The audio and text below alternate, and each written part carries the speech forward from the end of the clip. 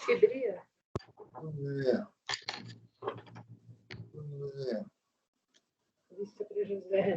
Bom, retornando à sessão, doutor Walker, por favor, quando o senhor puder.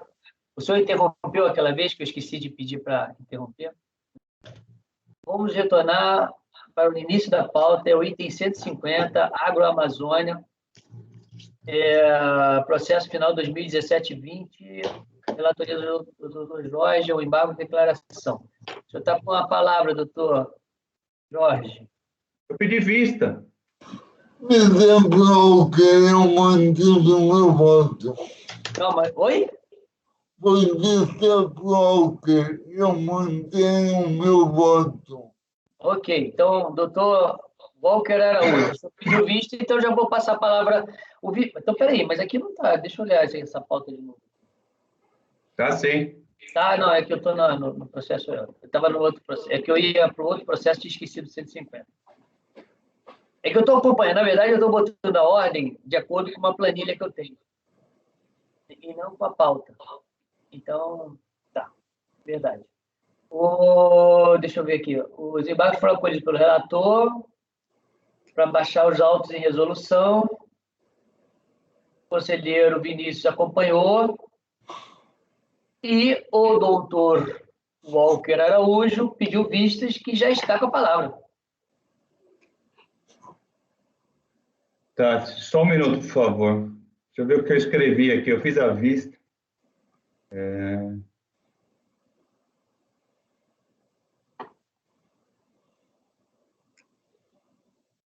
Tá, eu vou abrir divergência. O Jorge, ele está sanando a contradição, que era uma contradição... Por que você pediu... Só para esclarecer, por que o senhor pediu a vista, o senhor lembra? Só para deixar... Sim. O que me chamou a atenção era que no voto do Jorge, ele falava que... Uma que tinha um afastamento de uma nulidade, que ele falava que, por não ter prova, ele não ia nem considerar aquele argumento do contribuinte que pedia uma diligência, né? Eu só abri o voto aqui. Tá bom. É Agroamazônia.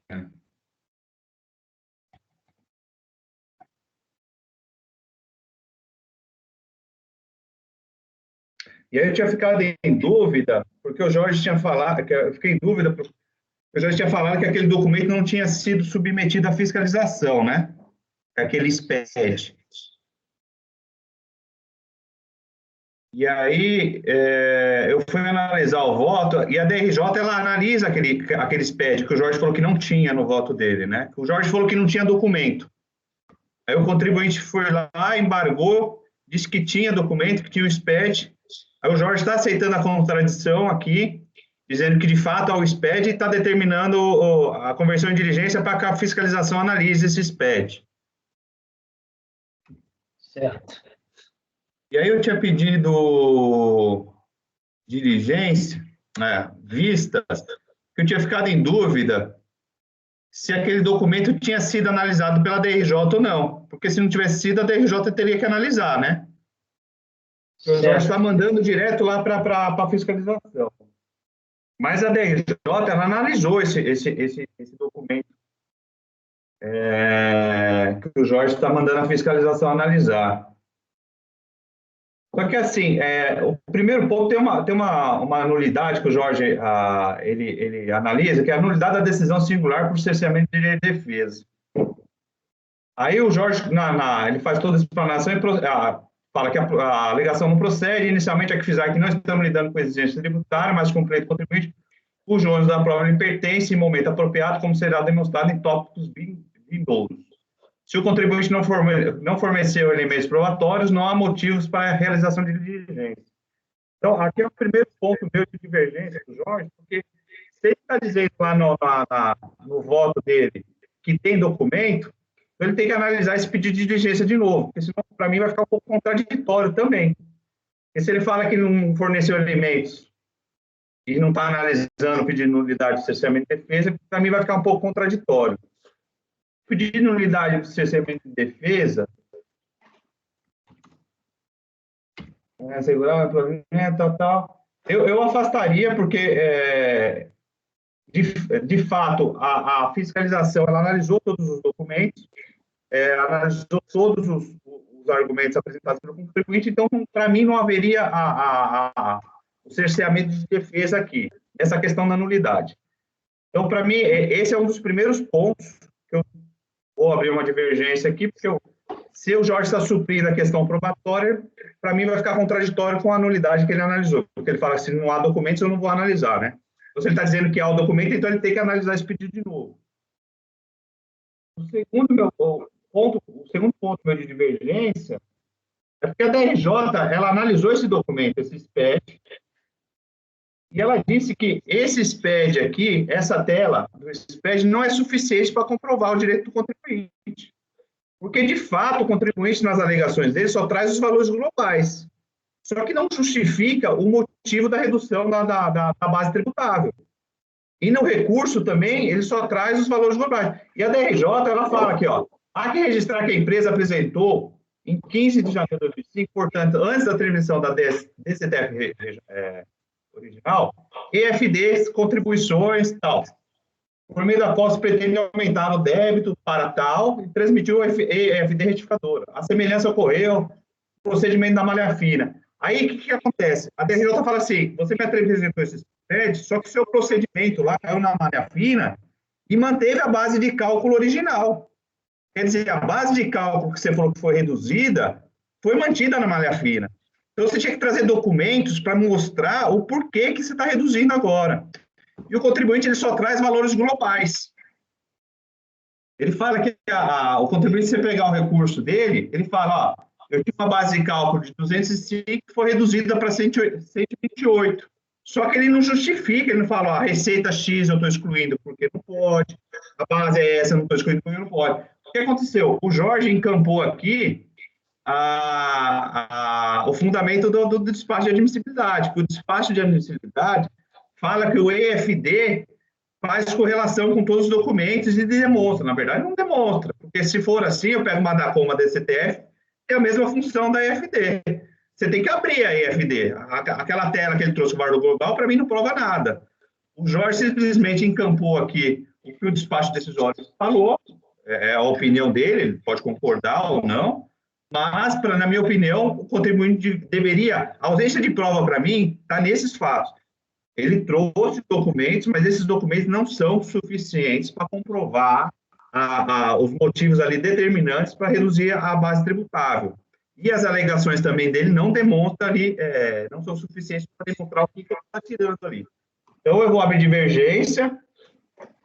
Primeiro, eu vou acolher para suprir a contradição. De fato, ele trouxe os documentos, mas a ausência de prova, para mim, está especificamente nesses fatos. Os motivos determinantes que levaram à redução da base de cálculo. Esses são os motivos. E eu vou suprir aquela nulidade lá, vou afastar, porque não há cerceamento de defesa, a DRJ se manifestou sobre os documentos, sobre todos os argumentos apresentados. Então, são esses dois pontos, então, é aqui que eu abro divergência. Tá, então o senhor está abrindo a divergência para manter a negativa do provimento.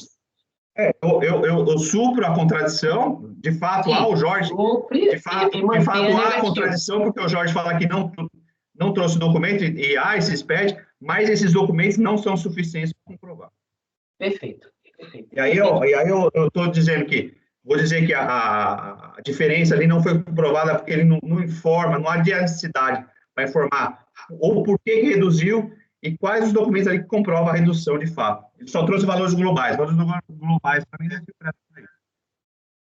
diferente. Sem efeitos infringentes, né, Walker? Sem efeitos infringentes. É só para subir lá o vício, né? Ok. Eu até escrevi alguma coisa aqui, ó. Posso passar o voto? Pode ser, senhor. Tá. Então, o doutor Walker está abrindo a divergência. Passo a palavra ao doutor José Renato. Não vai voltar em mim, não? Se o senhor pedir para voltar, sim. Se o senhor não pedir, eu vou entender que o senhor está concordando com o voto anterior. Está pedido. Então, O senhor está com a palavra. Peço desculpas ao doutor Zé Renato e entrego a palavra ao doutor Vinícius. Eu vou votar com a divergência nesse ponto aí. Acho que o Walker fez um apanhado bem claro aí do que aconteceu. Então, eu voto com a divergência. Ok, doutor Vinícius. Já anotado aqui o seu novo voto. Agora passo a palavra ao doutor José Renato de Deus. Eu voto com a divergência, presidente. Ok, doutora Laísa. Com a divergência. Doutor Rafael. Divergência, presidente. Doutora Denise. Isso aqui é um despacho decisório eletrônico? Despacho Doutor eletrônico? Abud. Presidente, quando Não, a pergunta, antes do senhor fazer as considerações, só responde a doutora Denise, por gentileza. É despacho eletrônico, Jorge? já estou verificando um momento. Pelo que está aqui, parece ser sim, porque foram analisados de forma automática pelo sistema. Sim, Eletrônico, sim, então. Eletrônico, doutora Denise. Sim.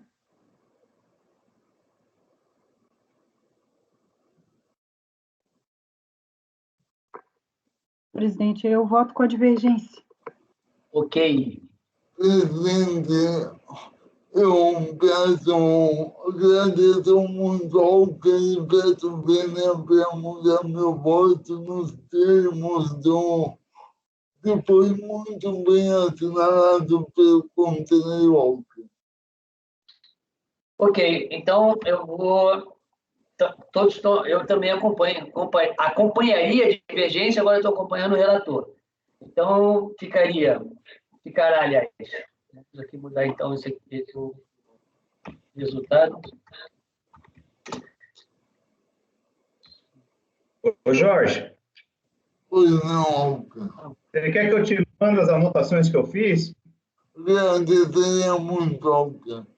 Vou te mandar no seu e-mail. É só algumas anotações que eu fiz, que é mais ou menos o resumo do que eu falei, para você adequar o seu voto se você precisar. Se não, Se você mandar, eu vou agradecer muito.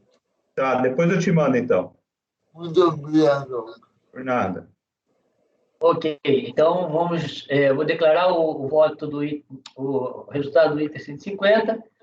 Os embargos foram acolhidos para sanar o vício, sem imprimir efeitos infringentes no termo do voto do relator, ou seja, vai manter o indeferimento não, a improcedência do recurso, só que mudou a ratio decidente. Antes era por causa da falta de documento, agora não, é porque os documentos não comprovam o direito creditório. Certo, senhores? Então, vamos agora... já sei porque está demorando, porque está salvando na pasta. Só um minutinho. Bom, tudo bem, vamos... o item... Agora é o item... Eu vou pular o item 219 ainda. O Marcos, o rapaz da Fibria, chegou? Não, presidente. Não chegou. Tá, eu vou pular o item 219, só para dar mais um tempo para ele, e vou para o item 220, Firmasa Navegações da Amazônia, Denise, processo final 2014-21, a senhora já está com a palavra. Certo, presidente, vamos lá. Bom, trata-se de embargo de declaração apresentados pela contribuinte em face do acórdão 3302-008-900, de 29 de 7 de 2020, que rejeitou a proposta de diligência oportunamente apresentada pelo embargante e que, por isso, restou prejudicado seu direito creditório correspondente a COFINS, referente ao PER, e, consequentemente, o indeferimento do pleito, eis a emenda. Segundo a embargante, a omissão, contradição e obscuridade, caracterizada pelo fato de que o acordo embargado deixou de se debruçar sobre a ausência de exame por parte da DRJ dos documentos comprobatórios do seu direito creditório juntados por mídia digital de dados que ficou sob guarda do CAC, impossibilitando que os mesmos fossem analisados. A embargante sustenta que o acordo padece dos seguintes vícios: obscuridade quanto à afirmação de que os documentos apresentados pelo contribuinte seriam insuficientes, sendo a relatora sequer os analisou, de modo que restaria obscura tal afirmação. Obscuridade quanto à afirmação de que a embargante não poderia alegar desconhecimento dos documentos que ela própria juntara em meio magnético, pois afirma que nunca fizera tal alegação. Contradição entre a afirmação de que os documentos foram juntados pela própria recorrente com a afirmação posterior de que a recorrente não teria juntado documentos comprobatórios. Omissão quanto à indicação de que o acórdão, julgamento ou súmula do colegiado que pacifica o entendimento manifesto do que, no presente caso, não caberia diligência. Contradição entre a afirmação de que só é possível a conversão em diligência para análise de documentos já acostados nos autos e o desprezo pelo fato de que toda a documentação fora juntada em CD na impugnação. Obscuridade na afirmação de análise deficitária ou insuficiente, se a DRJ sequer analisou o CD juntado na manifestação de conformidade. Obscuridade na afirmação de que, além do mais, não consta da manifestação de conformidade proposta pela interessada do pedido de realização de diligência, bem como não foi solicitada a juntada de documentos adicionais, pois na manifestação de conformidade não havia tal necessidade, uma vez que juntara toda a documentação necessária. Obscuridade no fundamento de que a documentação comprobatória de seu direito não for apresentada em manifestação de conformidade, que não é verdade, conforme atesta a certidão de folhas 27. Nos termos desse despacho decisório, os embargos de declaração foram totalmente admitidos para sanar a falha apontada no acordo embargado, quanto à necessidade de pronunciar adequadamente sobre a negativa de diligência anteriormente solicitada. Passo ao voto, presidente. Ok. Tendo os pressupostos de admissibilidade dos embargos já avaliados no despacho, passa-se diretamente à análise da omissão, contradição e obscuridade quanto ao exame das provas relativas aos presentes autos objetivamente apontados. A embargante demonstra de maneira clara e objetiva a existência nos autos de provas quanto ao direito alegado que o acordo embargado ignorou.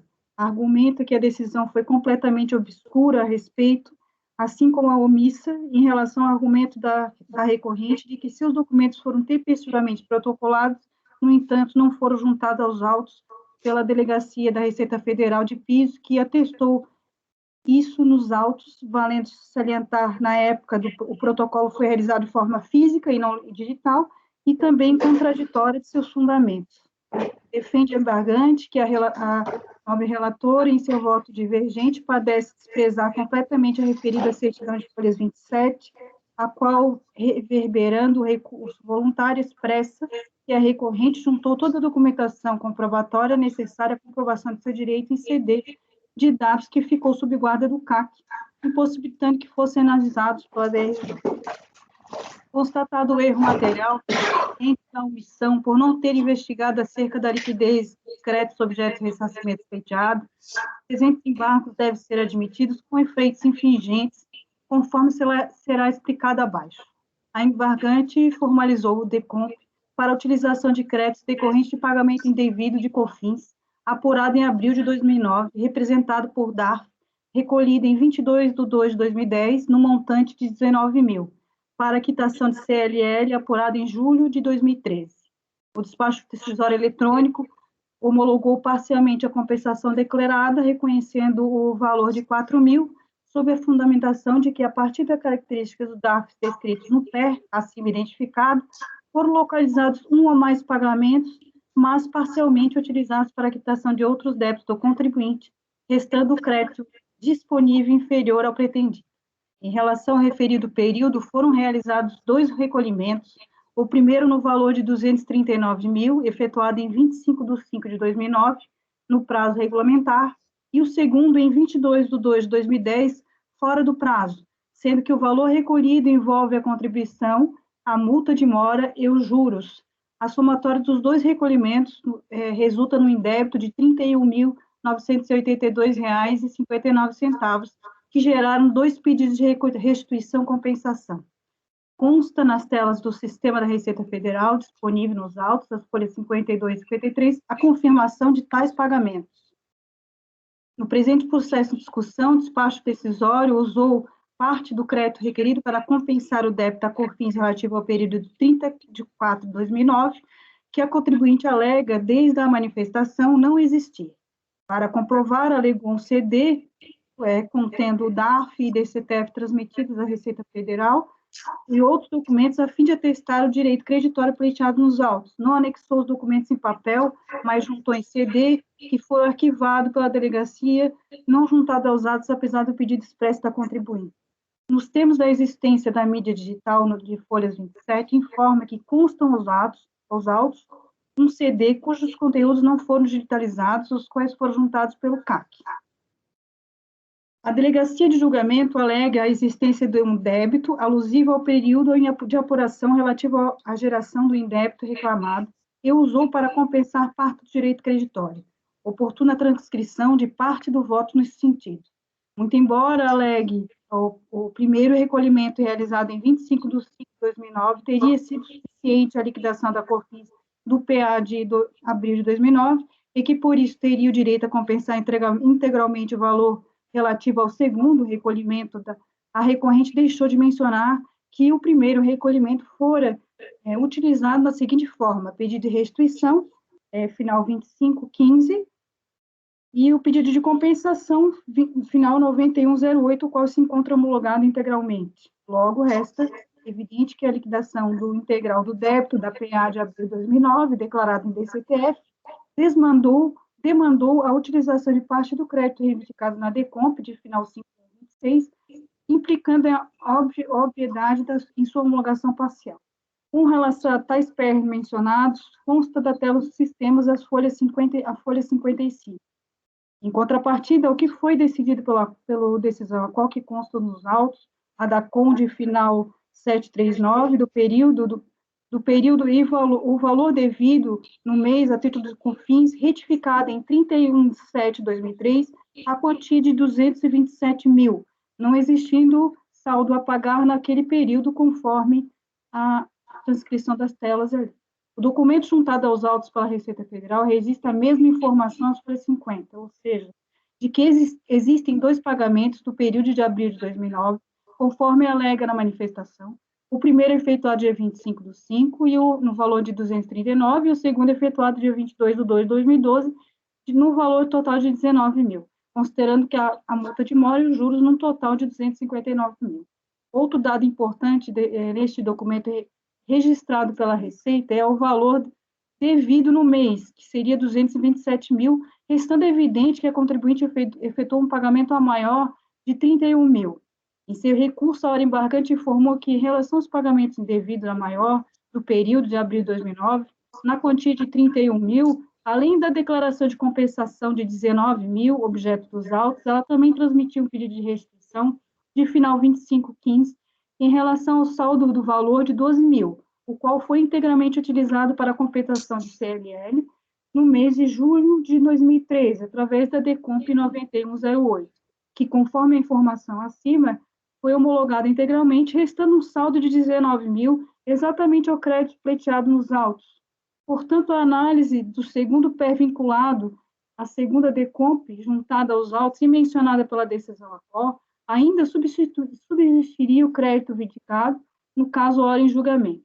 Ademais, não parece plausível que, em 4 de 3 de 2014, data da prolação do despacho decisório, ainda estivesse em aberto um débito alusivo à contribuição, declarado em abril de 2009, sem inscrição endividativa ou sem ajuizamento da execução fiscal. Também não é plausível que tal valor seja exigido pela Receita sem qualquer acréscimo de juros e multa, moratória ou não. A contribuinte alega e procurou comprovar sua alegação com a juntada de documentos que foram anexados na manifestação, sob forma de disquete. Só que na digitalização do processo não foram digitalizados os documentos invocados, conforme consta a certidão de folhas 27. Em face de tudo que consta nos autos e diante da fragilidade dos argumentos colocados pela decisão de primeira instância, a meu ver, existe fortes indícios do indébito alegado, o que pode ser comprovado através dos documentos constantes do CD apresentado pela contribuinte já na manifestação.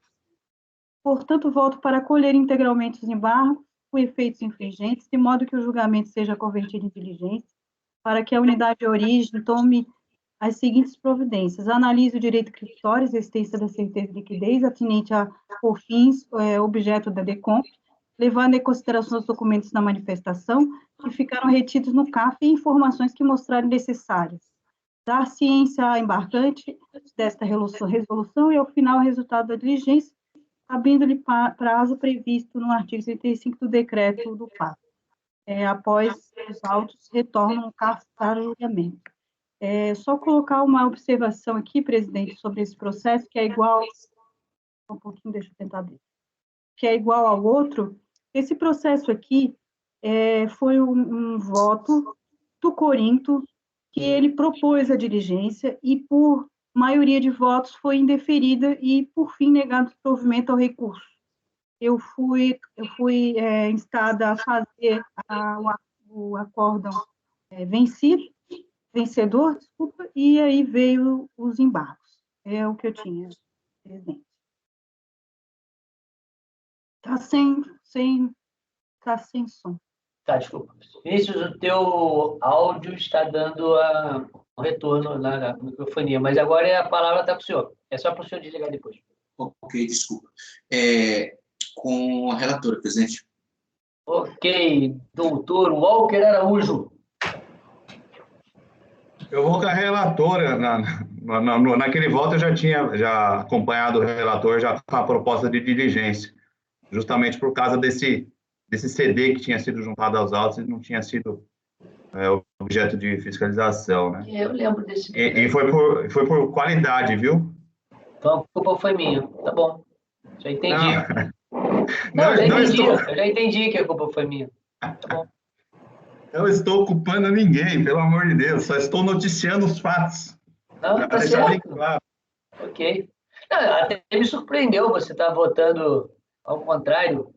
Mas vamos lá. Doutor... Você vê, eu acompanhei o Corinthians na diligência. Eu deveria ter acompanhado vocês também. Alguma coisa estava errada aí. Não, mas com a relatora. Doutor Jorge. Com a relatora. Doutor Zé Renato.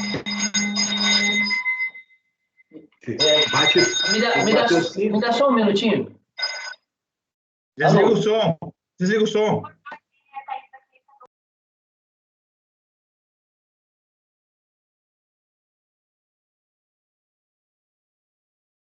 O presidente é um risco, né? Ele não desliga o som, aí aparecem umas vozes aí, tem que sempre ficar...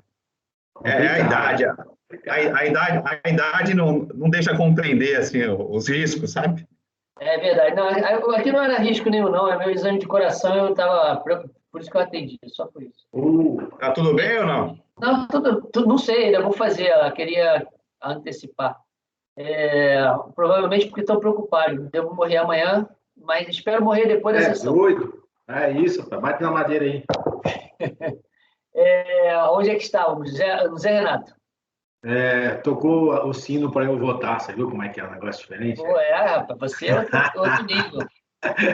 Eu volto com a relatora, presidente. Ok, doutor Zé Renato. Doutora Larissa. Com a relatora. Doutor Rafael.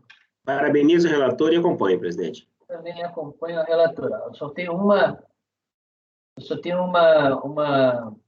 consideração a fazer, mas eu queria fazer depois que eu peço aqui. Qual é a consideração, doutora Denise? Mas aí eu deixo até para todos essa consideração. No início do voto, a senhora fala assim, tendo os pressupostos de admissibilidade dos embargos já sido avaliados no despacho decisório, passa diretamente. Veja, essa parte aí eu não concordo com isso, porque, na verdade, existem 2 exames de admissibilidade dos embargos. De prelibação, que é aquele feito pelo presidente de turma, e o segundo, que é feito pelo colegiado, que pode discordar, inclusive o próprio presidente de turma, como eu já discordei várias vezes de exame do exame de admissibilidade. Até porque os enfoques são diferentes. Lá, naquele primeiro exame, é pró-sociedade, ou seja, na dúvida você aceita. Aqui não. Aqui você faz um exame mais aprofundado, até porque aqui a gente tem um colegiado que tem várias mentes pensando. Só para deixar claro, E aí, porque senão as pessoas podem pensar que aquele exame já direciona o nosso exame aqui. E isso não é verdade. Tá? Não, presidente, eu entendi, é que na verdade eu quis dizer que é da tempestividade, né? Mas eu vou corrigir aqui. Deixar Ainda claro. mais os embargos, ele tem pressupostos de admissibilidade específicos, né, que você tem que analisar. E que se confundem muitas vezes com o mérito. Isso aí é uma briga do caramba. Nem vale a pena a gente discutir essa coisa, porque não tem nada pacificado sobre o assunto. Mas é só para falar que a gente pode discordar daquela admissibilidade, como o Walker já discordou várias vezes do exame de admissibilidade. Né, doutor? Não, eu agradeço até a correção, porque no outro embargos que eu fiz, esse é o segundo que eu faço, eu coloquei a mesma observação em cima. Então, vamos lá. Eu também voto com o relator. Então, agora o mesmo colegiado, unanimidade de votos, em acolher os embargos de declaração com efeitos infringentes, de modo que o julgamento seja convertido em diligência pela unidade de origem, convertido em diligência, vou botar aqui nos termos do voto do relator.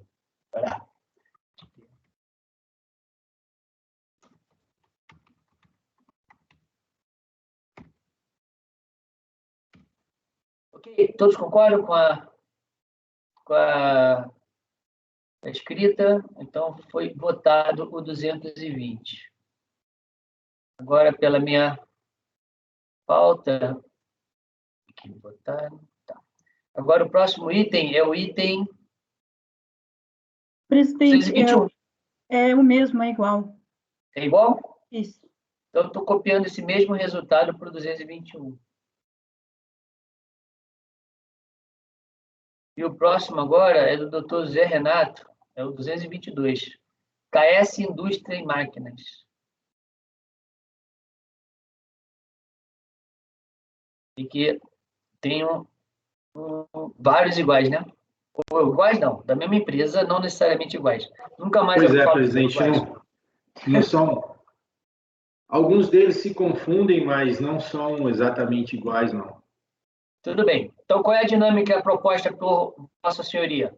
Eu vou seguir aqui a pauta, Ok. e aí, conforme eu vou abrindo eles, eu te falo exatamente quais são. Se eu não me engano, os finais 2011 são iguais, e também o 1035, que é esse primeiro aí, o 222.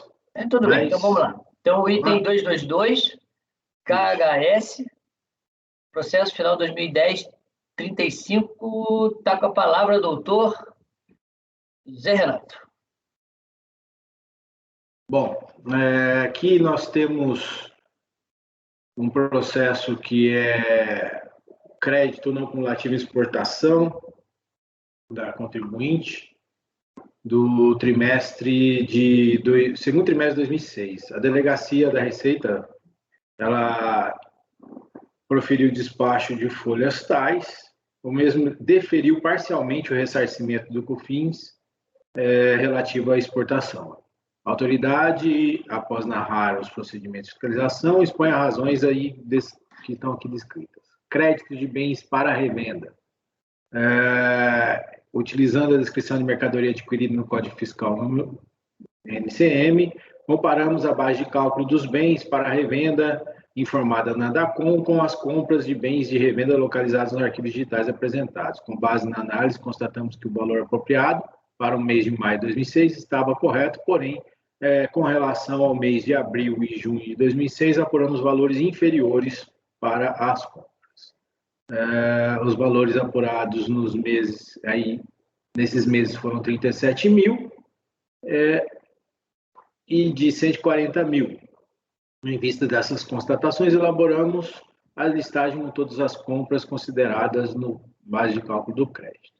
Crédito de bens utilizados como insumo, ela também disse que foram utilizados a descrição das mercadorias e, com base nelas, fizeram o levantamento e o valor apurado foi de 2 milhões. Em vista dessas constatações, elaboramos as planilhas tais. Frise que excluímos o IPI da base de cálculo considerada aqui. Desses serviços utilizados como insumo, ela também fez a mesma análise levantada com essas coisas, devoluções sujeitas à alíquota de 7,5. 7,6 também fizeram o mesmo levantamento. Cientificada, a interessada apresentou manifestação de conformidade em que ela argumenta o seguinte, que no regular exercício das suas atividades, ela adquire matéria-prima, produtos intermediários, material de embalagem e tal. Desta feita, faz jus ao crédito COFINS, apurado mês a mês, relativo a vendas para o mercado externo. Referido crédito é passível de compensação com débitos próprios vencidos ou vencendo. Isso porque, da análise da douta autoridade fiscal, na verdade, foi equivocada, visto que considerou como crédito tão somente o valor apurado em notas fiscais consolidadas em determinado período mensal, de acordo com a data da emissão. Assim, no mês de abril, por exemplo, somente foram consideradas notas fiscais com data de emissão no mês de abril, certo que devem ser consideradas, conforme procedeu a hora manifestante, todas as notas fiscais lançadas, ou seja, cuja entrada ocorreu na empresa. Na análise do exposto, as planilhas mencionadas, é certo que a autoridade administrativa apenas reconheceu créditos apontados pela hora manifestante aos documentos fiscais emitidos nos exatos períodos de análise. Deixou de considerar, portanto, créditos relativos a documentos fiscais emitidos em outros períodos, mesmo que lançados no período analisado, e considerou créditos relativos a documentos fiscais emitidos no período, mas lançados em período diverso. Logo, certamente, será informada a decisão. Aí, do direito, ela fala que a demonstração do crédito utilizado nos termos do exposto a manifestante no segundo trimestre de 2006 gerou crédito no valor de R$ 408 mil. Referidos créditos estão devidamente lançados em DACOM. Ainda, a composição de referidos valores pode ser confirmada pela documentação anexa, qual seja planilhas de cálculo da contribuição em cada mês, relativas exemplificadamente aos produtos para revenda. Passível, portanto, confirmar que o doutor auditor da Receita, ao proceder à sua análise, considerou tão somente como passível de gerar crédito para ressarcimento aqueles apontados nas notas fiscais com datas de emissão dentro de cada mês. Desta forma, em cada um dos meses de abril, maio e junho de 2006, foram tão somente considerados os créditos correspondentes às notas fiscais neles emitidas. Vejamos em relação a cada mês. É que ela faz a descrição de cada mês, os lançamentos que ela fez.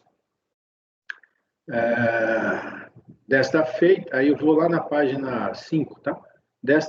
Depois de junho aí. Desta feita, temos como valor total, considerado no despacho decisório, um montante de 140 mil. Este valor foi composto por todas as notas fiscais lançadas em livros fiscais e com data de emissão de julho de 2006, conforme a planilha anexa. Temos, porém, que, conforme demonstrado no livro de registro de entradas, revenda, totalizam, no mês de junho de 2006, um montante de 165 mil. Este valor, sim, é composto por todas as notas fiscais lançadas no mês de junho de 2006, conforme a planilha anexa. O mesmo exposto acerca dos produtos para revenda que ocorreu nos demais faturamentos para a origem do crédito, ou seja, insumos, bens, serviços, devolução e importação. A comprovação pode ser adequada, efetuada mediante análise da documentação constada pela manifestante. Inclusive, seguem cópias dos livros e registros e tudo mais. A decisão da qual foi retirado o relatório julgou em procedente manifestação em conformidade para o regime não cumulativo. Apuração de créditos, momento. O regime não cumulativo, os créditos descontar, ressarcir e compensar devem ser apurados em relação à aquisição de insumos, bens para revenda ou serviços ocorridos no próprio mês de apuração. Inconformada com a decisão, a contribuinte interpôs recurso voluntário defendendo a regularidade do seu procedimento utilizado para o pedido de ressarcimento, trazendo em sua defesa excertos retirados do site da Receita Federal, perguntas frequentes de FD contribuição, relacionado à forma de escrituração e aproveitamento dos créditos objeto de ressarcimento. Seu relatório, presidente. Passo ao voto. Por favor. Recurso tempestivo, trata de matéria de competência, motivo pelo qual passa a ser analisado. Conforme se verifica, o relatório é assim, presente processo, trata de pedido de ressarcimento de créditos COFINS relativos à venda de exportação referentes ao segundo trimestre de 2006. Segundo o despacho decisório, que deu parcialmente o crédito pleiteado, depois da apuração realizada nos documentos enviados pela contribuinte, constatou-se divergências em alguns lançamentos, notadamente a escrituração de notas fiscais fora do mês de sua emissão. Para a recorrente tal glosa mantida pela DRJ, que motivou sua decisão utilizando-se como parâmetro para apuração do crédito a data da emissão da nota fiscal, deve ser revertida. Entendo assistir a razão às alegações trazidas pela recorrente e para dar sustentação à minha decisão, peço vênia para utilizar as considerações feitas pelo ilustríssimo conselheiro Vinícius Guimarães, tecidas no acórdão 3003-000-462, trazidas abaixo. No tocante à possibilidade de creditamento de PIS/COFINS exportação, importa, antes de tudo, procedemos a uma concisa análise do arcabouço normativo que tem regulado a matéria nos últimos anos. A Lei 10.865, que institui a contribuição PIS/PASEP e COFINS, importação, assim, disse em seu artigo 15. As pessoas jurídicas sujeitas à apuração da contribuição PIS/PASEP e COFINS poderão descontar crédito para fins de determinação dessas contribuições em relação às importações sujeitas ao pagamento de contribuições, de que trata o artigo 1º desta lei, das seguintes formas: bens adquiridos para revenda, bens e serviços utilizados como insumo, prestação do capital. Aqui é o artigo, né? Artigo 3º, fala também. Como se vê, o artigo 15 da 10.865 introduziu a possibilidade de utilização dos valores efetivamente pagos a título de PIS/COFINS de importação mediante desconto de valor daquelas contribuições sociais apuradas nas operações do mercado interno, em situação análoga à prevista nos artigos 3º da 10.637 e 10.833. Analisando a legislação, o colegiado ACO entendeu que não há superdano legal para a possibilidade de creditamento PIS/COFINS vinculados à venda ao exterior. Segundo o arresto recorrido, o artigo 5º, inciso 1 da 10.637 e 6 da 10.833 apenas autorizam, no contexto das receitas de exportação, o creditamento de insumos adquiridos no mercado interno, não tendo tal restrição sido alterada com o advento do artigo 15. De fato, o artigo 15 não estabeleceu o creditamento, desconto na apuração das contribuições de PIS/COFINS aos casos de venda para o exterior, limitando-se a atrelar o creditamento aos casos de apuração da 10.833, artigo 3º, 10.833, 10.637. Não obstante, com o advento da norma inscrita no artigo 17 da 11.033, com vigência a partir de 2004, foi introduzida a possibilidade de manutenção dos créditos PIS/COFINS nas vendas efetuadas com suspensão, isenção, alíquota zero e não incidência. Por sua vez, o artigo 16 da 11.116, de 2005, permitiu a utilização daqueles créditos em procedimentos de compensação ou pedidos de ressarcimento, eis os dispositivos citados. Da leitura dos dispositivos transcritos, depreende-se que o artigo 16 estendeu a possibilidade de compensação e ressarcimento dos créditos mantidos pelo vendedor, relativos aos valores pagos de PIS/COFINS, inclusive decorrentes de importação, vinculados a vendas efetuadas com suspensão, isenção, alíquota zero ou não incidência. Resta saber se tal possibilidade de ressarcimento, compensação, alcançaria também os créditos PIS/COFINS de importação decorrentes da aquisição de insumos empregados na receita de exportação. As vendas ao exterior, como se sabe, são caracterizadas como vendas imunes, tendo a própria Constituição, o artigo 149, excluído o poder tributário da União, a possibilidade de instituição de contribuições sociais sobre as receitas de exportação. Tal norma constitucional foi reproduzida no artigo 5º da 10.637 e 6º da 10.836, que determina a não incidência, respectivamente, ao PIS/COFINS sobre as receitas decorrentes da operação de exportação. Da simples leitura do artigo 149, 2.1 da Constituição e dispositivos acima transcritos, depreende-se claramente que a imunidade das receitas de exportação são entendidas pelos legisladores constitucionais legal como caso de não incidência, tendo a Constituição e as leis citadas disposto de forma literal que o PIS e COFINS não incidem sobre as receitas de exportação. Então, o entendimento, vale dizer, não destoa da doutrina clássica que cuida das categorias de imunidade e não incidência. Nesse contexto, lembre-se que o ensinamento de Rui Barbosa Nogueira ensina a incidência com a ocorrência do fato gerador. Eu vou pular aqui, que são as descrições da doutrina, Sacha Comum também. Aí vamos, sublinhe-se, por fim, que a própria Receita Federal compartilha o entendimento acima exposado. Nesse sentido, verifica-se, por exemplo, a solução de consulta 70 de 2018, cuja ementa segue transcrita: contribuição para PIS/PASEP, crédito de exportação, operações de exportação, direito à compensação e ressarcimento. Os créditos do artigo 15, relativos à importação de bens e serviços vinculados a operações de exportação, que não puderem ser utilizados no desconto do crédito de contribuição PiscoFins poderão ser objeto de compensação e ressarcimento ao final do trimestre. Aí, mais aqui, dispositivos legais. Presidente, Diga. Diga. posso interromper um pouquinho? Diga. Já interrompendo? Pode. Não, até para a gente não perder tempo. Tá. Essa decisão aqui, pelo que eu estou vendo, essa decisão não é desse caso, Zé. Aqui, essa decisão, acho que eu estou meio perdido. Essa decisão do Vinícius aqui, ele está permitindo o direito à compensação / ressarcimento, nos casos de importação. Não tem nada a ver com isso. E o seu processo está discutindo o momento da apuração do crédito, se é na emissão da nota fiscal ou na tradição do bem, não é isso? É isso. É verdade. Eu não sei se desculpa interromper, até para a gente não perder tempo, né? Porque Mas é verdade, você tem toda a razão. eu não sei se tem correlação com isso. Desculpa, eu estou... Só que eu estava lendo, aí eu fiquei um pouco confuso. Não, você tem razão. Porque aqui o que se discute é tomar crédito com a emissão da nota fiscal ou com a tradição do produto.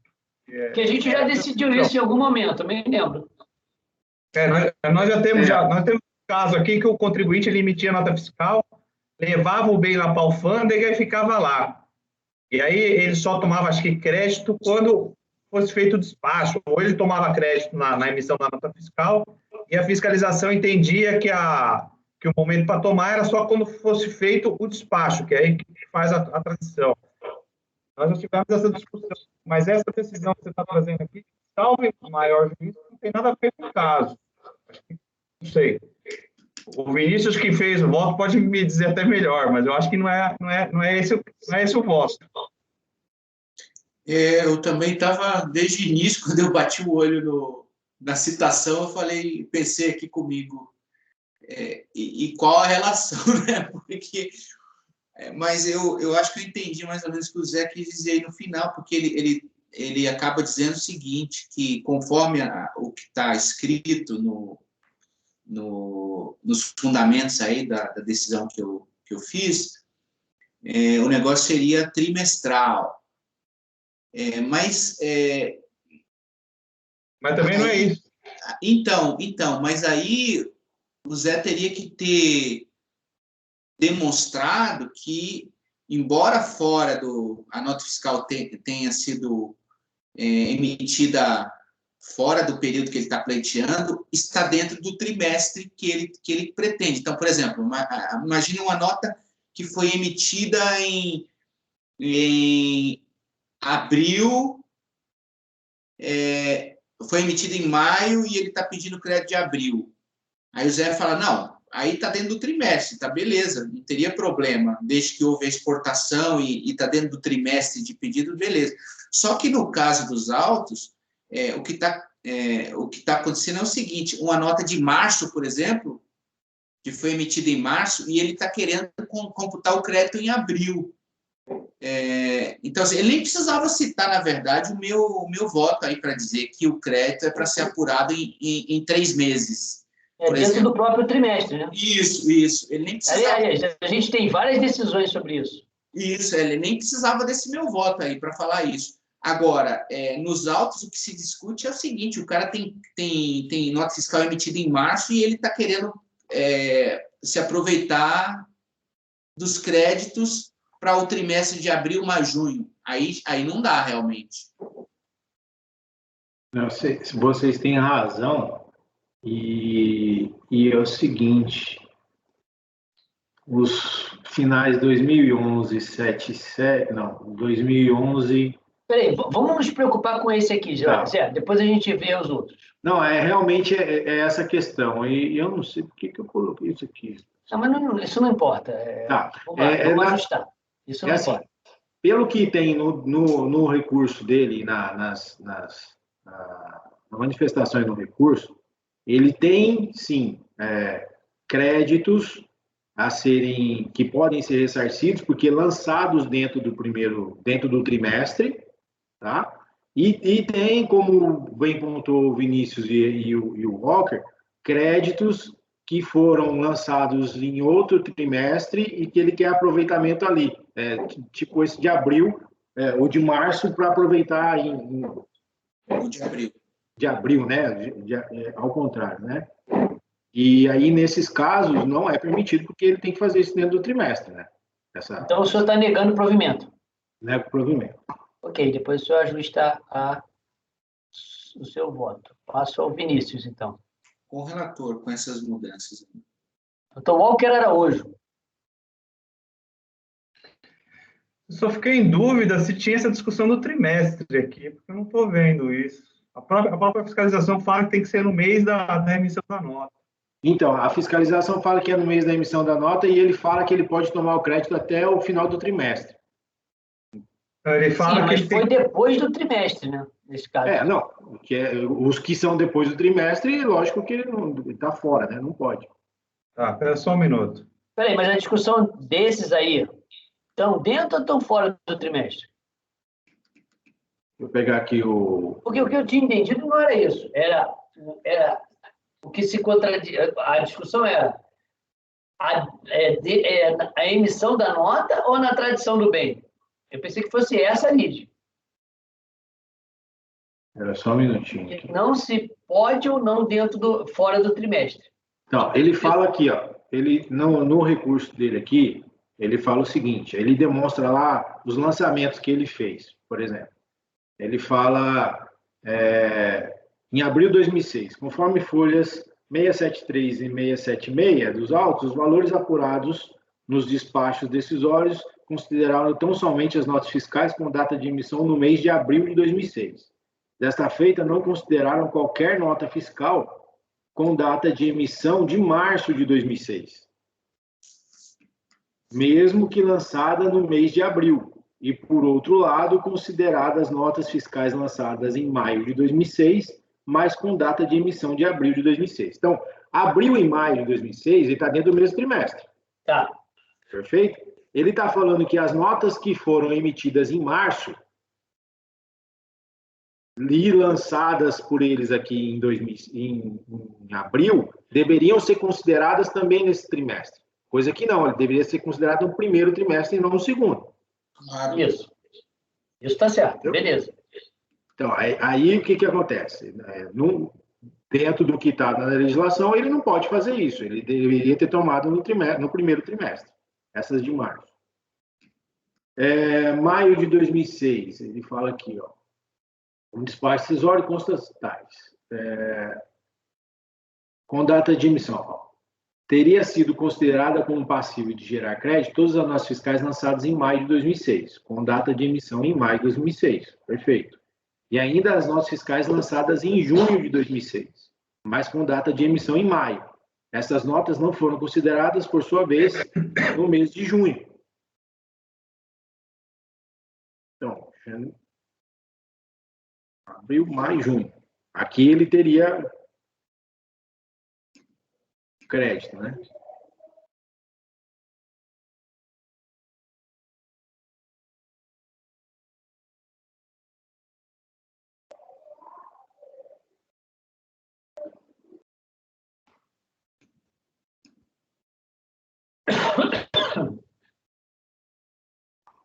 O primeiro, esse trimestre, essas notas de março estariam fora e as outras notas, que seriam as notas emitidas dentro do trimestre abril, maio e junho, essas dariam direito ao crédito para ele, pelo que eu estou vendo aqui. Então, você daria provimento parcial para incluir no trimestre, incluir os créditos referentes às notas abril, maio. Maio e junho, né? Abril, maio e junho. Não, abril não, só maio, porque abril ele está querendo que conste as notas de março. Abril, março. Isso. Então, só no dia maio. É isso? Tá, então você está dando provimento parcial para isso. Isso. Ok, então vamos lá, doutor Vinícius. Volta ao Vinícius de novo. Eu preciso de um tempo aqui para ver o despacho decisório exatamente, porque eu não acredito que que a fiscalização tenha deixado de considerar créditos dentro do próprio trimestre. Eu acho que não foi isso que aconteceu aqui. Não foi, eu estou falando isso desde o início. Então, se não foi, fala para a gente o que foi, doutor. A discussão, quero fiscalizar, a DRJ fala. Portanto, em relação ao tema e quanto a essas contribuições, existem regras próprias para o aproveitamento de créditos, que devem ser observadas. Nesse sentido, a verificação da legislação que disciplinou a matéria permite inferir que o momento em que as pessoas jurídicas podem utilizar os créditos para desconto da contribuição devida ou para pedido de ressarcimento para compensação, deve ser entendido como a data de aquisição, momento de transmissão do direito de propriedade dos bens. Ou seja, o importante não é a posse física do bem, ou, no caso, o momento especificado do estabelecimento, mas o direito da sua propriedade. E, sendo assim, deve-se considerar a data de emissão dos documentos fiscais como a data da aquisição. O que ele fez? Ele apurou, ele emitiu nota em maio, tomou crédito em junho. Fiscalização está falando aqui, crédito lá, a data da emissão da nota fiscal é a data referente para você apurar seu crédito, e não no mês subsequente. Ela está considerando a data da emissão e não a data da transmissão.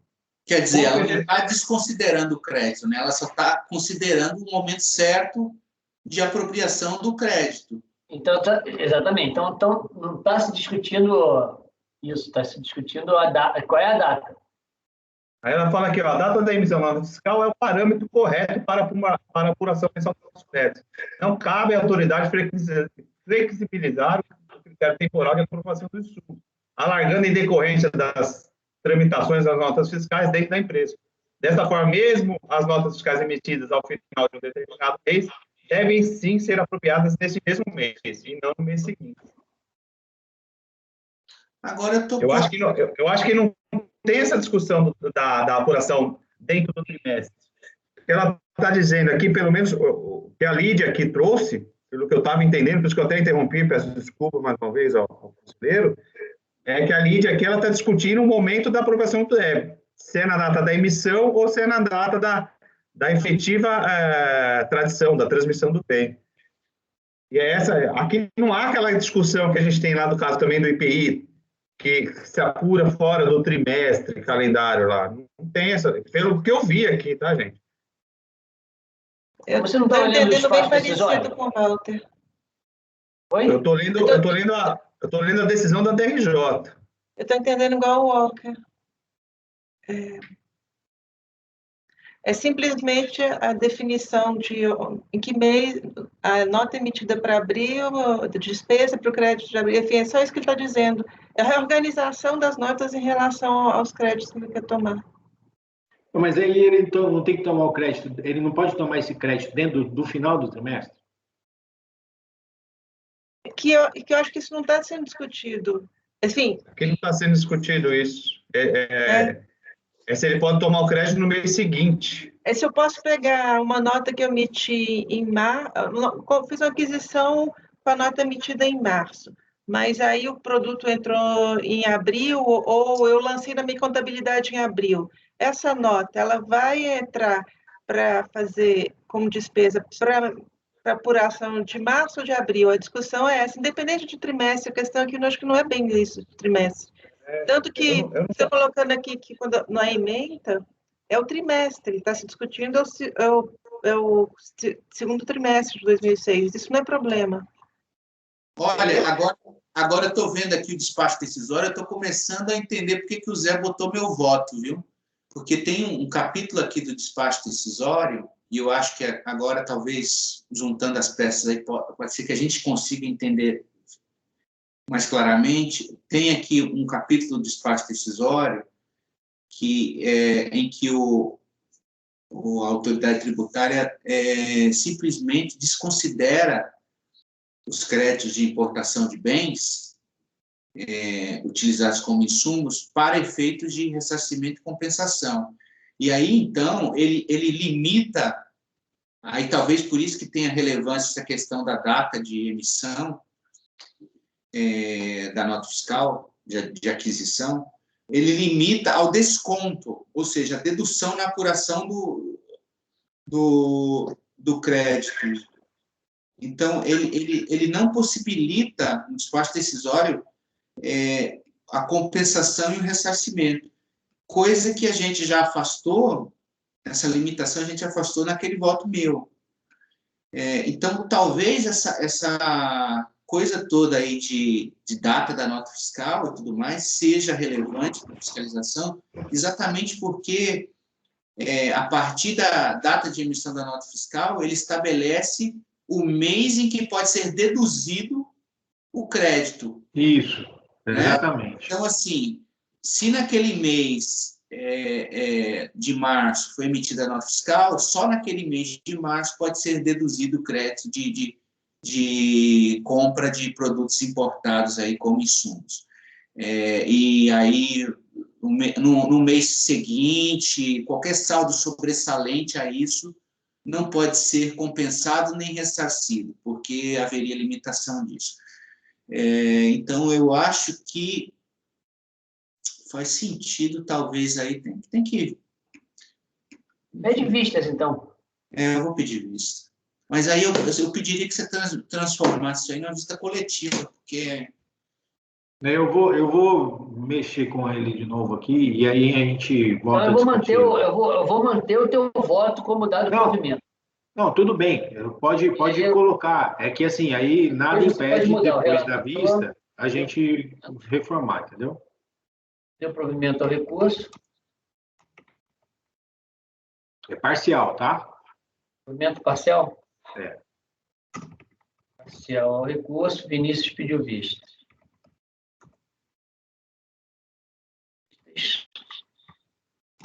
Qual foi?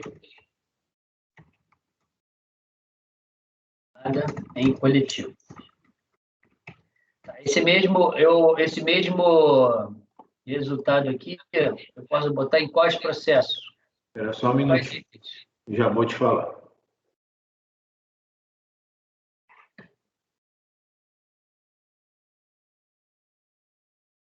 Estou verificando eles aqui. Você pode colocar no final 2011, 95. 2011, 95, que é o 226. Isso. Só um minutinho aqui que ele misturou tudo.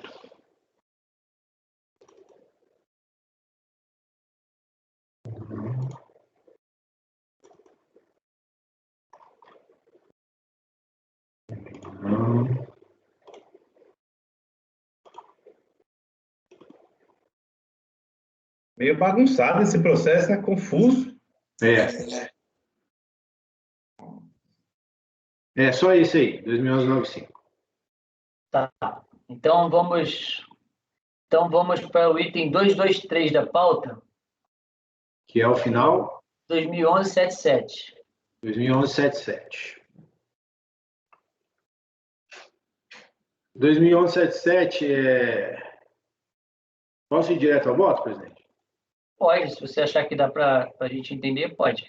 Porque, na verdade, assim, eu estou... Vocês verem aí, matéria não impugnada e preclusão do documento juntado em sede recursal, tá? Então, você não está conhecendo em parte do recurso? Isso. Na parte conhecida, está negando? Por exposto... na verdade, eu tô não conhecendo do recurso, né? Porque matéria não impugnada e documentos que foram trazidos fora que foram trazidos só com o recurso. Então, não estou conhecendo do recurso. Ok. Doutor Vinícius. Com o relator. Doutor Walker Araújo. Relator. Doutor Jorge. Com o relator. Doutora Larissa. Com o relator. Doutor Rafael. Com o relator, presidente. Doutora Denise. Com o relator.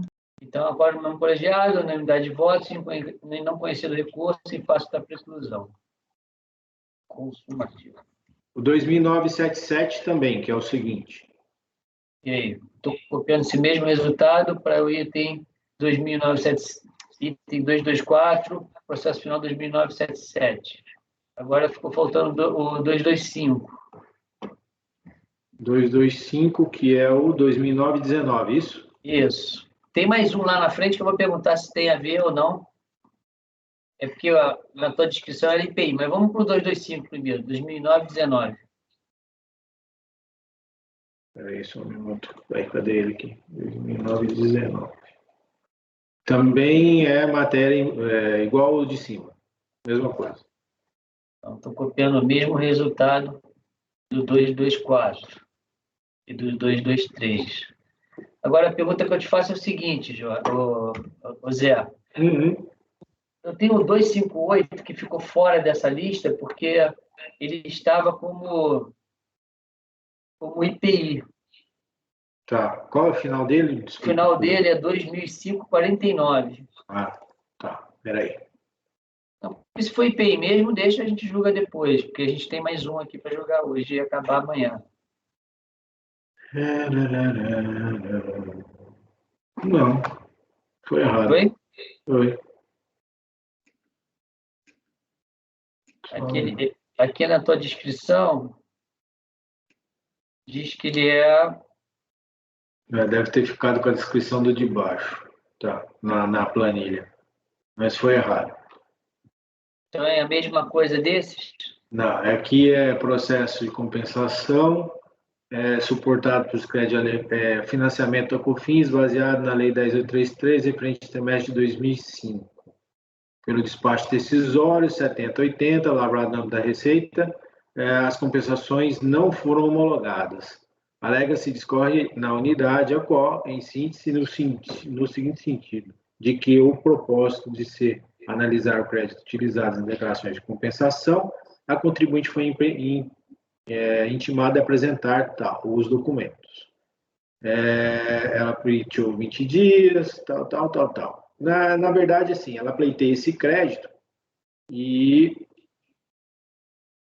direito contraditório ante a defesa, foi negado esse crédito para ela lá embaixo, essa compensação.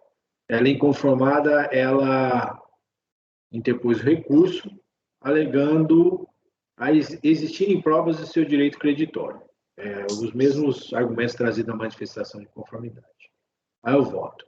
O presente processo tem por objeto compensação realizada pela contribuinte, que, em tese, não teria sido o direito creditório que embasaria o seu pedido comprovado. Ficou bem truncado isso aqui, né? Mas não foi comprovado. Uma vez que não teria sido atendida a intimação para entrega de documentos digitais pela recorrente. A recorrente alega nas manifestações de conformidade em que pese os documentos entregues em meio digital não servirem para a constatação do seu direito creditório, conforme informado pela autoridade fiscal, tais créditos efetivamente existiriam, fazendo juntar aos autos vários documentos fiscais incontáveis como prova dos mesmos. Vale ressaltar que a juntada dos documentos na manifestação de conformidade está em consonância com os 16. Entretanto, podemos verificar que os documentos trazidos pela recorrente em manifestação de conformidade não foram objeto de análise pela DRJ, que, para consolidar o entendimento trazido no despacho denegatório do direito creditório, se ateve à questão relacionada ao suposto não atendimento da intimação por parte da contribuinte. Aqui, verifica-se o artigo 16, né? A impugnação, autoridade, eu coloquei o artigo 16 aqui para falar que ela juntou esses documentos na manifestação.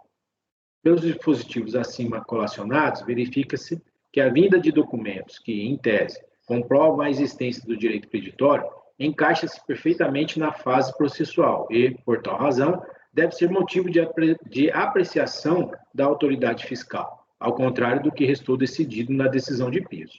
Assim, é obrigação do contribuinte demonstrar por documentação habilidônica contábil fiscal a origem e liquidez do seu crédito pleiteado, o que, no sentido desse conselheiro, foi feito na manifestação de conformidade no momento oportuno para que referidas alegações viessem aos autos. Pois bem, no âmbito desse colegiado, prevalece o entendimento de que os pedidos de restituição e compensação da prova é do contribuinte, e como ele comprovou ali, destarte por todo acima exposto, voto por dar provimento, aí é parcial, né? Provimento ao recurso voluntário para decretar a nulidade da decisão de piso, devendo o processo retornar à origem para análise dos documentos trazidos na manifestação de conformidade visando apurar a efetiva existência do direito creditório pleiteado pela recorrente. Esse é o voto, presidente. Você está anulando a decisão? Na verdade, não é anular, né?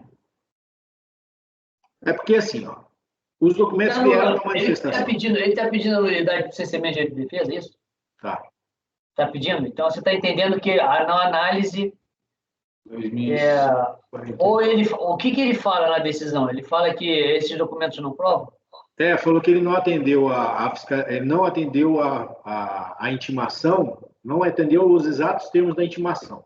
Ele trouxe esses documentos em mídia e que essa mídia não seria lida ou não se enquadraria na forma como foi pedido pela fiscalização. E na época tinha, porque tem uma época de certos tipos de intimação que seguia uma norma específica e a forma era importante. Validação de documento digital. O que ele está dizendo é que da forma como foi apresentado, não atende a DECOFIS, validação, enfim.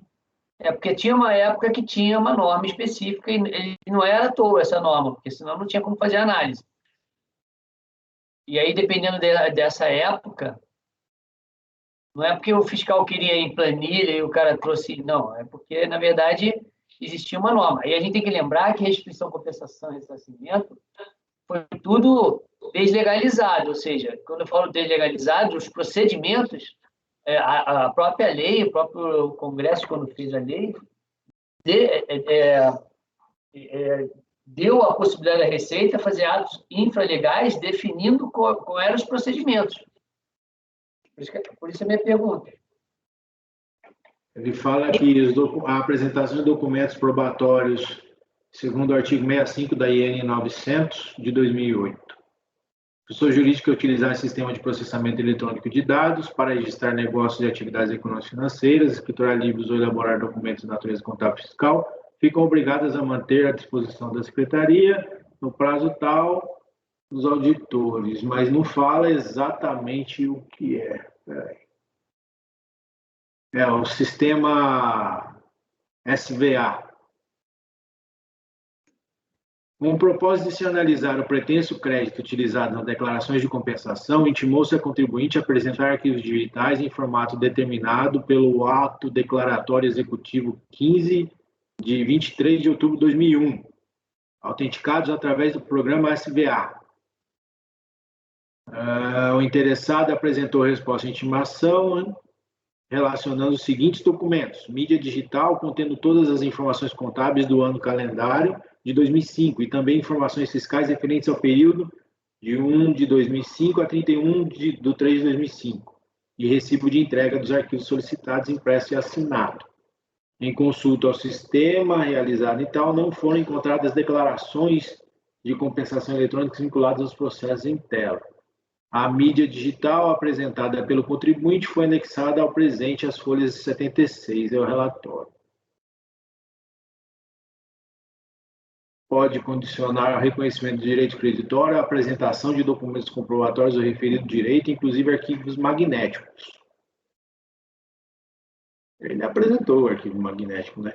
Esse é o caso. Ele fala que o artigo 65 da IN, a autoridade da RFB compete para decidir sobre a restituição ou ressarcimento, o reembolso e a compensação, poderá condicionar ao reconhecimento do direito creditório a apresentação de documentos comprobatórios do referido direito, inclusive arquivos magnéticos, bem como determinar a realização de diligências fiscais no estabelecimento.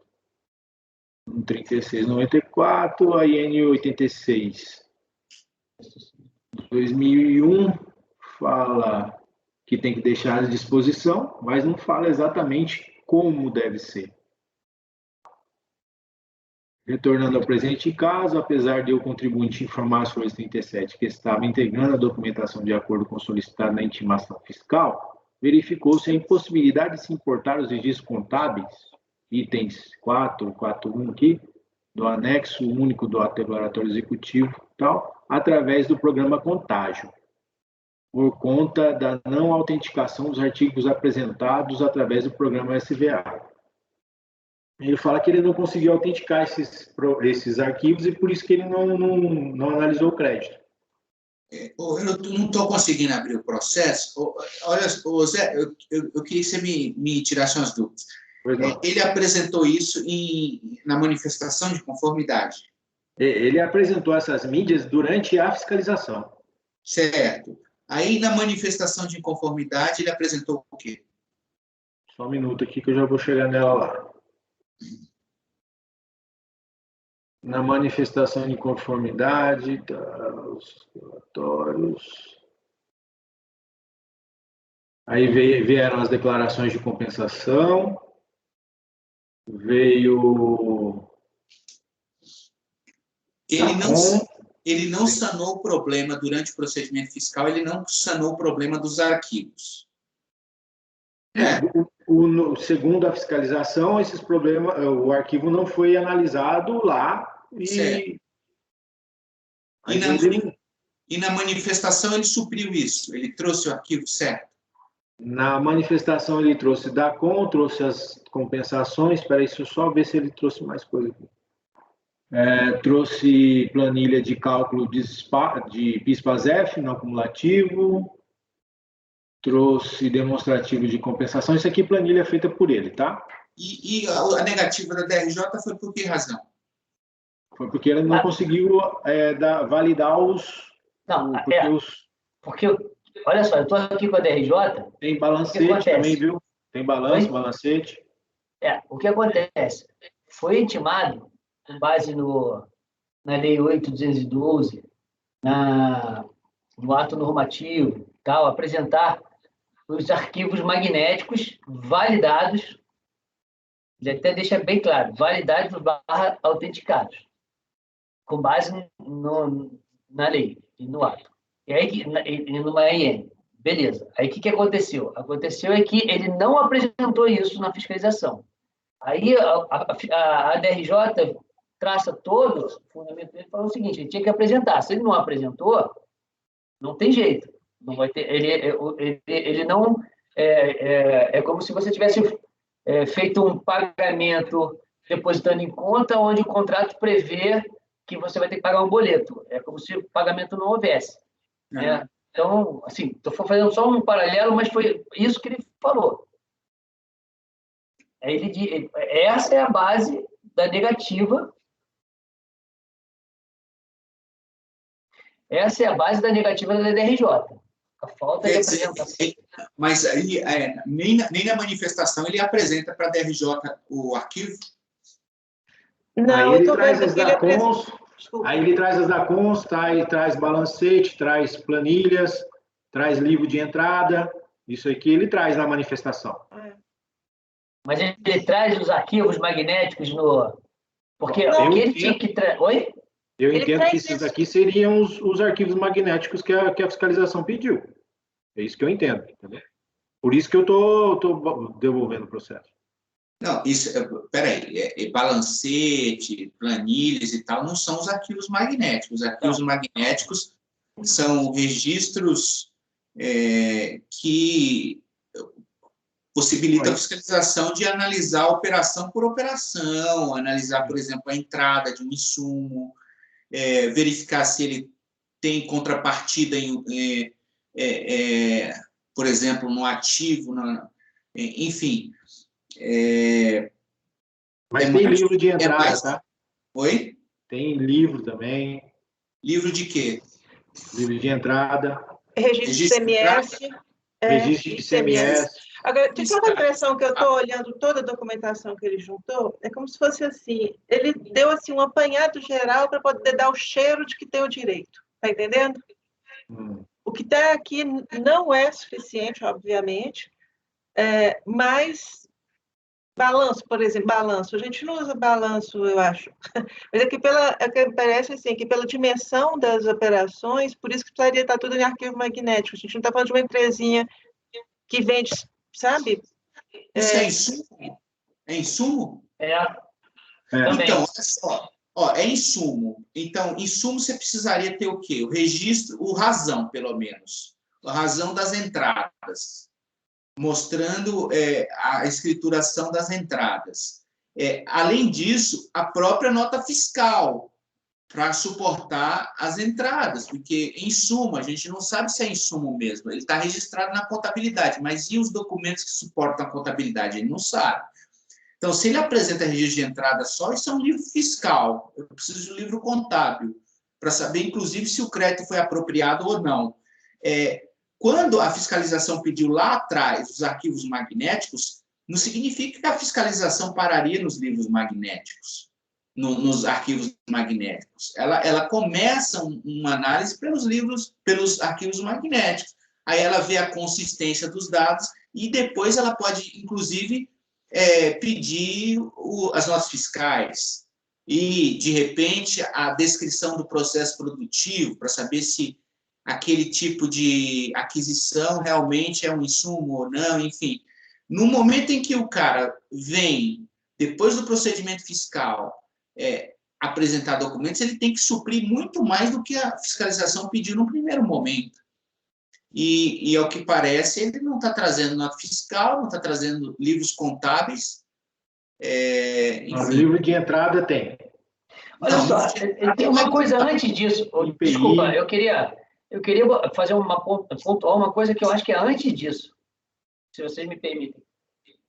Para a gente entender isso aí, se essa análise desses documentos são relevantes ou não são relevantes para a gente baixar em diligência, a gente tem que, primeiro, afastar a obrigatoriedade de apresentação em meio magnético, porque esse é o motivo do indeferimento do...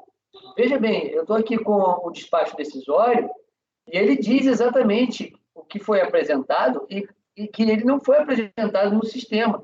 E ali, inclusive, se você olhar a intimação, que é a folha 43 do volume 2 ou 1, eu não sei exatamente, do volume 1, e depois ele bota vários documentos que mostram que não foram validados, cheios de erros, e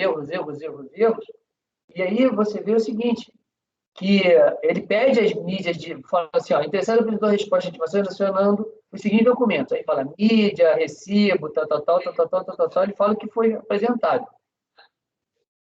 E o que acontece é que, apesar do contribuinte informar que estava entregando a documentação de acordo com a intimação, verificou-se que a impossibilidade de se importar os registros contábeis. Aí ele fala quais que não foram de acordo com o que estava no ato de executório que eu fiz. Então, a primeira coisa que a gente tem que fazer se for fazer, é afastar a necessidade de apresentação do documento daquela forma que foi pedido com a validação. Se a gente entender que tem que afastar, aí sim a gente vai analisar se os documentos afastados merecem ou não ir para a diligência. Até porque o fundamento da DRJ é esse. É unicamente esse que teria que ser apresentado o arquivo magnético? Na forma que a fiscalização pediu? Na forma que a fiscalização pediu, baseado nas leis. Ela não fala, por exemplo, da questão do ônus da prova, essa coisa? Na DRJ? Ela fala. Não, cabe a ele e tal. Não, que cabe, sim, verdade. Isso ela fala que cabe a ele, mas ele fala o seguinte, cabe a ele apresentar nos moldes aqui, ó, nos moldes do ato declaratório, ato executivo COFINS 15 de 2001, que nada mais é do que, também pegando a IN 86 de 2001, que regulamenta a 8.218 de 91.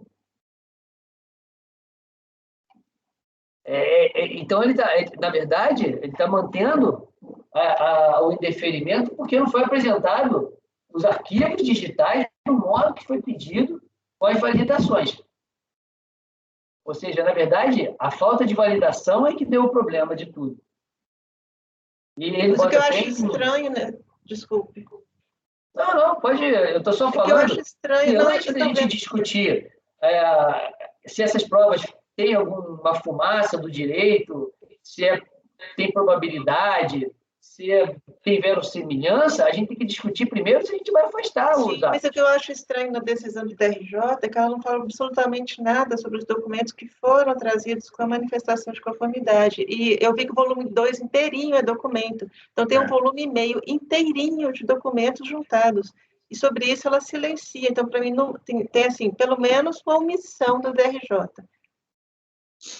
Isso me parece. Não quer dizer que isso vai acarretar nada, mas, enfim, que me tem uma omissão, para mim tem. Ela realmente não fala. E ainda que, assim, tem notas fiscais aqui, mas são poucas. Eu não vi qual é o valor que está pedindo, mas parece que é baixo. É baixo? É baixo. Então, de quanto aí, José Renato?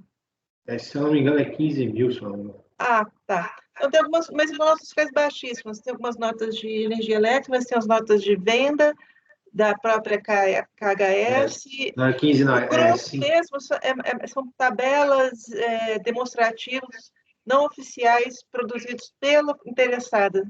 É como se ela fosse conduzir para você entender como é que ela chegou àquilo, mas falta, de fato, instrumento comprobatório daquilo. Mas ela apresenta para conduzir a construção, demonstrativo do cálculo dela, digamos assim. Sabe? Isso tem. Então, no mínimo, eu entendo que a DRJ teria que se pronunciar sobre isso, ainda que fosse para não aceitar. Ok, mas ele também não pede a nulidade por causa disso. Não sei, eu não sei. Não, mas mesmo que ele peça, porque, na verdade, o motivo do indeferimento lá foi a apresentação dos arquivos magnéticos. E aí a apresentação do arquivo digital, o que trata mediante o sistema de validador e autenticador de arquivos digitais, o tal do SVA. Esse é o motivo, basicamente, do indeferimento daquilo. E ele fala, não foi apresentado. E, na verdade, continua não apresentando, porque foi apresentado em papel, não foi daquela forma. Ele deveria ter falado dessas provas? Eu até acho que deveria.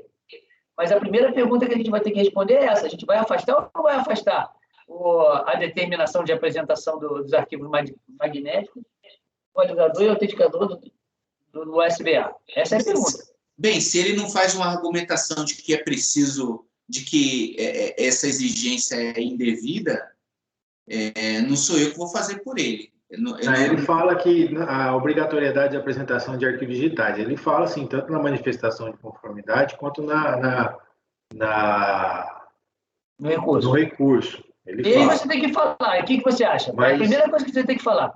Ele fala que é indevida, é isso? Que essa exigência dos arquivos digitais é indevida? Que a decisão da DRJ foi, vamos dizer assim, equivocada porque ela pressupõe a exigência desses arquivos digitais como única forma de prova.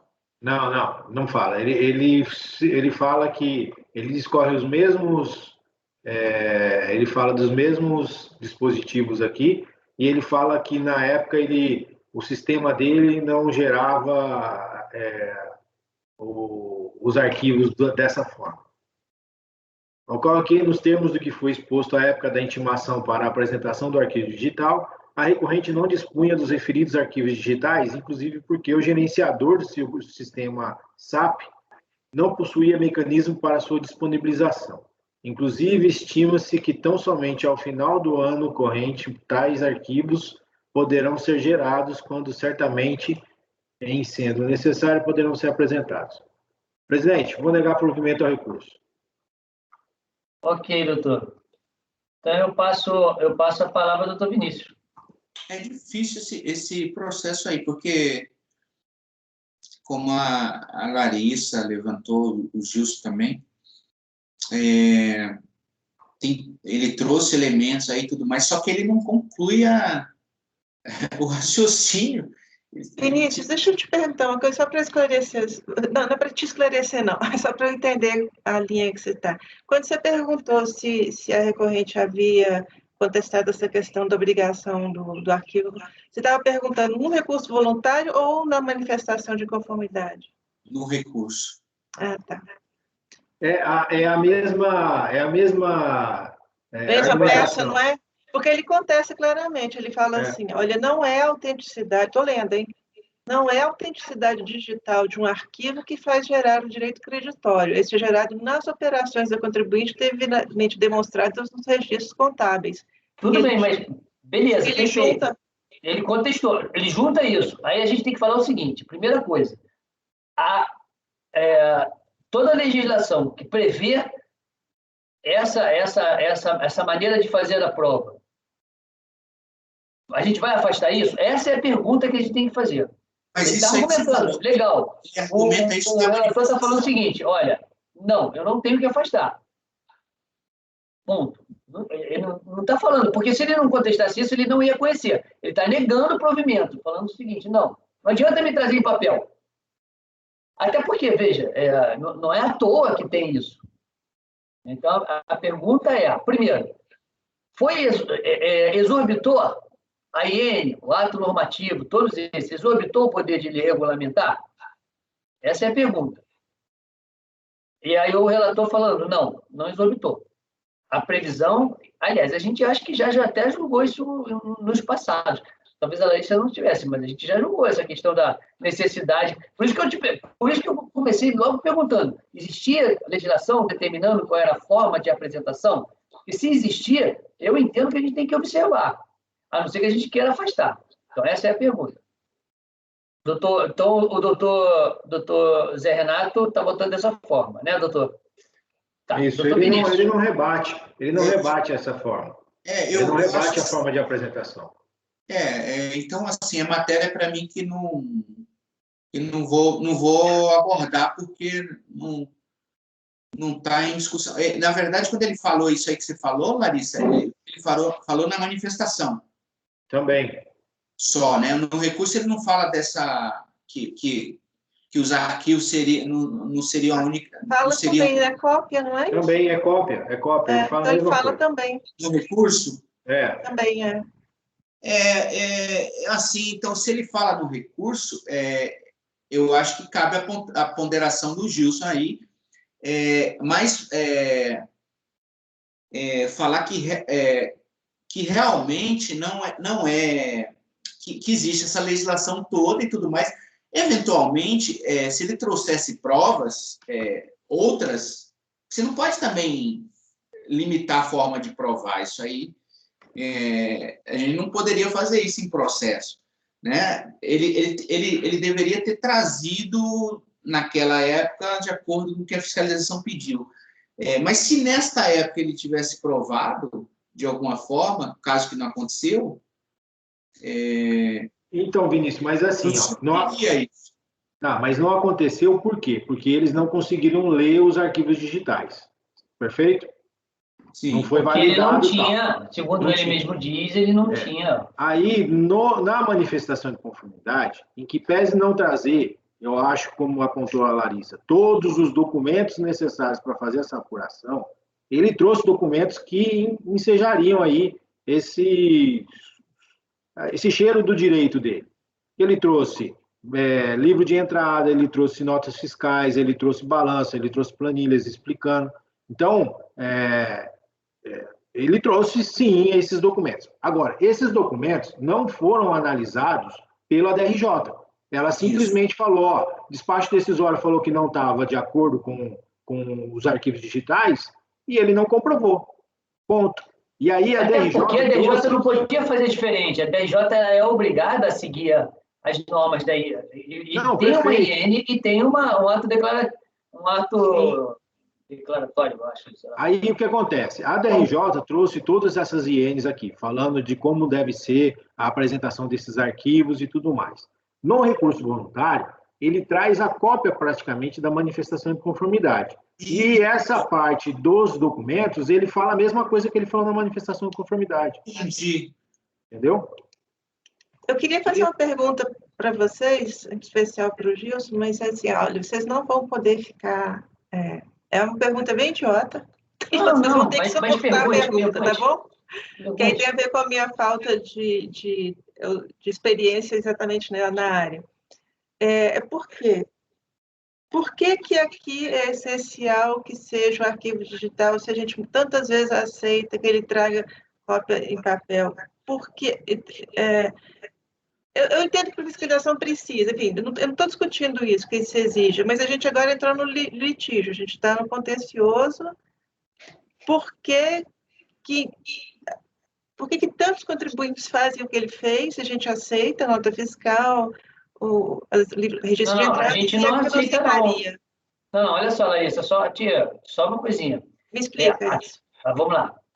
Eu entendo, na verdade, já estou no CARF há um tempo, todo mundo sabe, então eu não cheguei a fazer esse tipo de fiscalização. Entendo que esse tipo de validação, ela é importante para o batimento automático que os sistemas da Receita vão fazer. E aí eles vão já mostrar as fraturas expostas e você vai naquele trabalho. Então, a amostragem fica muito melhor do que como era antes, que você ia lá, escolhia alguns meses, algumas coisas, e olhar. Para mim, esse é o objetivo. Agora, o que a gente sempre fez não foi isso. Porque a gente não afastou aqueles casos onde havia na legislação a obrigatoriedade de apresentação do documento com validação. A gente não afastou isso. O que a gente fez foi, eles apresentaram o documento e o motivo do indeferimento não foi a falta de apresentação na forma prescrita. Então, isso a gente não fez, tanto é que a gente está enfrentando nesse momento esse tipo de discussão. É diferente, a gente não está tendo posições diferentes, não. Tá? Então, por isso que eu estou falando, antes de falar de qualquer coisa, a gente tem que afastar ou não aquela necessidade. Tá. Então, olha só, aqui só para complementar, o Vinícius, é porque na intimação da fiscalização, ela é expressa e ela diz que é para entregar a documentação no formato X. Eu acho que ainda diz assim, previsto na lei tal, está lá escrito. Isso, é expresso. É 34 do volume 1, eu acho. Num primeiro momento, a não apresentação, eu acho que ela embasa muito bem o despacho decisório de negativa. Só que a apresentação a exigência de apresentação do arquivo magnético no formato tal e tal e tal, não é absoluta para depois do despacho decisório. Ele poderia, por exemplo, trazer os livros e tudo mais. Esses arquivos magnéticos, numa época em que não havia SPED, por exemplo, o que a gente fazia com eles? A gente supria o contágio aquele sistema da Receita que, vamos dizer assim, gera planilhas de cruzamento de informações. Então, você baixa, por exemplo, a conta-razão de COFINS a pagar, compra de insumos, por exemplo. Então, ali você faz toda uma análise com planilhas geradas pelo contágio, com informações desses arquivos magnéticos. O contribuinte, depois dessa primeira análise, a gente pedia documentos, livros fiscais, livros contábeis, e a partir daí aferia, vamos dizer assim, se estava tudo certo ou não, se tinha nota fiscal ou não. No caso presente, aí o que acontece? É verdade o que o contribuinte afirma que esses arquivos magnéticos não são a única forma de provar um crédito. Só que, junto com o recurso dele, ele deveria ter trazido, ao meu ver, assim, tudo bem, está certo o que você está dizendo, só que você também não chega a comprovar o crédito. Por outra forma aqui. Você fala, tudo bem, você trouxe aqui elementos e tal, que poderiam, a princípio, substituir o arquivo magnético. Só que não tá servindo para esse fim, porque você não, nesse momento, nesse estágio processual, você não chegou a comprovar o crédito. Então, assim, para o despacho decisório, a não apresentação se fundamenta muito bem, né? Porque tem toda uma legislação que rege a matéria, né? Diz da obrigatoriedade de apresentação desses arquivos magnéticos. Agora, nesse estágio processual, a não apresentação dos arquivos magnéticos, junto com a não apresentação de todos os documentos, para suprir a carência probatória, então, por essa razão, eu sigo o relator em negar provimento. Ok. Doutor Walker Araújo.